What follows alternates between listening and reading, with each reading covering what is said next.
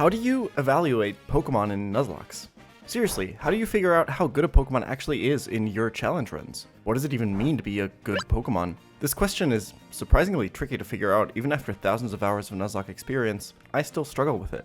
But lately, I've been playing the sponsor of this video, Zenless Zone Zero, and it's helped me rethink how I evaluate my Pokemon in my runs. ZZZ is an urban fantasy game with tons of different characters and blazing fast combat. The characters in ZZZ generally fall into 5 different archetypes, and strategically building my teams is what inspired me to rethink my Nuzlocke. Because Pokemon doesn't really have distinct archetypes like that. But identifying what a Pokemon is good and what it's bad at, what its purpose is on your team and in your box is vital to understanding how valuable it is to the rest of your run, if you want to sack it, if you want to go for it for an encounter, etc. I've identified 5 archetypes of Pokemon in Nuzlocke, and to help you understand them, I will pair each of them with a specific character from ZZZ. This is the most straightforward archetype of Nuzlocke Pokemon. Fast Pokemon that do a lot of damage and pay for these high stats with weak defenses. The most powerful position for a sweeper is, in contrast to other games, the front of your party. Being in the lead means the frail Pokemon doesn't have to switch into an enemy move to get on the field and can immediately deal its massive damage. And because you choose your leads in Nuzlocke and the enemy does not, this is where you can get the most value out of your sweepers. Good knowledge of switch-in AI will even allow your sweepers to get so-called chain kills, where they can one-shot multiple enemy Pokemon in a row. This is invaluable. Typically, these Pokemon will have good offensive typing, hopefully be dual-typed, or have some sort of broken damage-boosting ability like Guts. Examples include the iconic Emerald Kaizo Swellow, or more recently, Run and Bun's Dragapult or Barraskewda.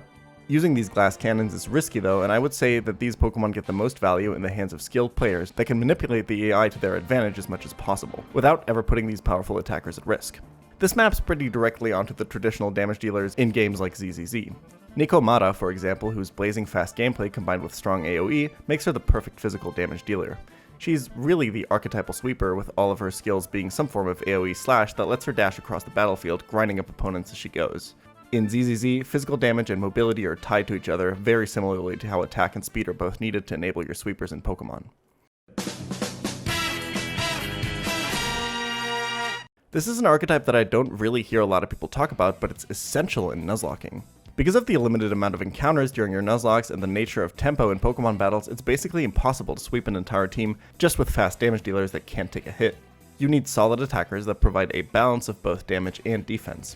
There are certain types that I think make exceptionally good brawlers, namely water and fighting types. Few weaknesses and good offensive coverage paired with a balanced stat spread is typically what you look for in these Pokemon.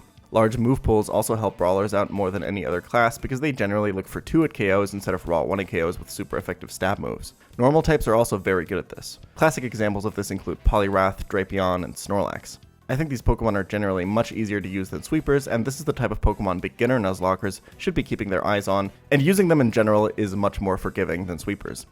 Let's look at a brawler in ZZZ, the defense character Ben. Ben is literally a bear.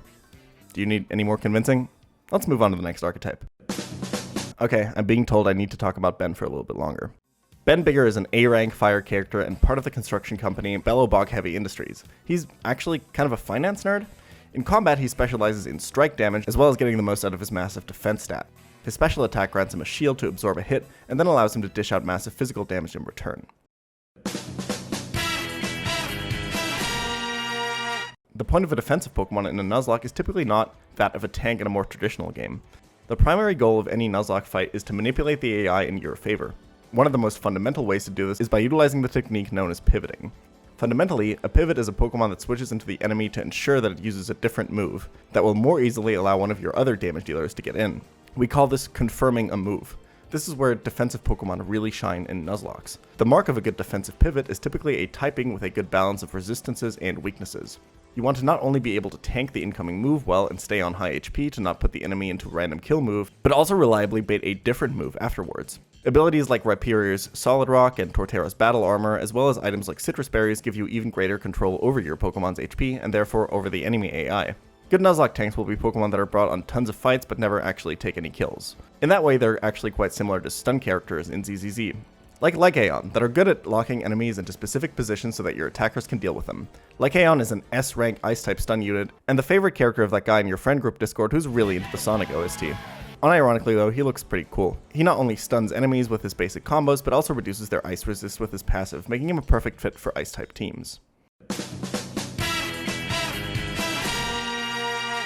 I consider support Pokemon in Nuzlocke to be Pokemon that help you gain positional advantage, not through their defensive capabilities, but rather through moves or abilities that can hinder the opponent's Pokemon or enhance your own. There's a wide array of extremely powerful support moves and abilities in Nuzlocke that can help your other Pokemon shine. Examples of this include Fake Out to break sashes, Encore to lock the opponent into specific moves, as well as abilities like Cotton Down and Intimidate that lower your opponent's stats upon switch-in. Pokemon like Salazzle that can take massive advantage of fast Encores can set up incredible lines of attack that would otherwise not be possible without the massive turn advantage they gain you. Eldegoss with the ability Cotton Down can assist tremendously in speed control to help slower Pokemon get KOs, and Pokemon like Sigilif can enable ridiculous sweeps with the move Tailwind.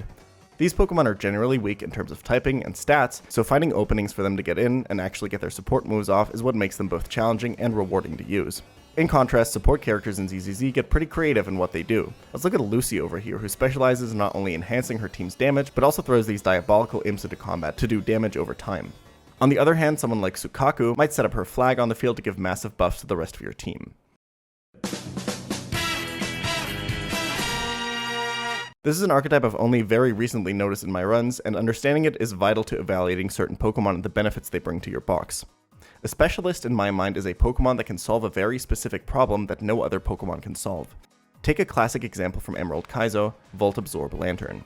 There is no other Pokemon in the game that can tank both electric and ice type moves while also resisting water coverage. This alone makes Lantern in my mind a specialist. Water types that have ice and electric coverage are already very common, and solving them can take a ton of effort if your grass types can't do the necessary damage. Moreover though, Lantern has another tool at its disposal that elevates it to maybe the most archetypal specialist. Volt Absorb. Volt Absorb healing on every electric switch-in means it can stall out full teams of electric types with smart pivots and take on Mon after Mon after Mon in a game mode that typically forbids healing your Pokemon in battle. But generally to me, the specialists are actually just Pokemon whose rare typings have very specific resistance profiles that cover a wide variety of types with super effective damage. Recent examples from my run and bun runs include Pokemon like Nidoqueen, Arcanine Hisui, and Centiskorch. Xenostone Zero has unique characters like this as well, and they're called anomaly characters. Take Grace Howard, for example, an electric-type agent with a wide array of skills and a high stat in both mastery and proficiency. As an anomaly character, she specializes in applying status effects to her opponents with every hit and consistently keeping those up through combat. Specifically, Grace will make sure that your enemies are consistently taking electric damage. Grace excels in a wide variety of teams because of her consistent damage and high mobility, letting her fit into lots of niches. In that way, anomaly characters are actually the polar opposite of Nuzlocke specialists, adaptable and versatile while still specializing and excelling at one specific thing. Obviously there are more archetypes that I could talk about, and most of the time most Pokemon have overlapping archetypes. The best Pokemon for Nuzlocke are the ones that can fit multiple of these niches, but thinking about the game in this way really does help you in evaluating the strength of your encounters and building your teams to get through your next run. Categorizing them in the way that ZZZ does seems pretty valuable to me, and the game's strategic team building really has inspired me. If you're interested, check out Zenless Zone Zero with my link in the description. Thanks again to ZZZ for sponsoring this video.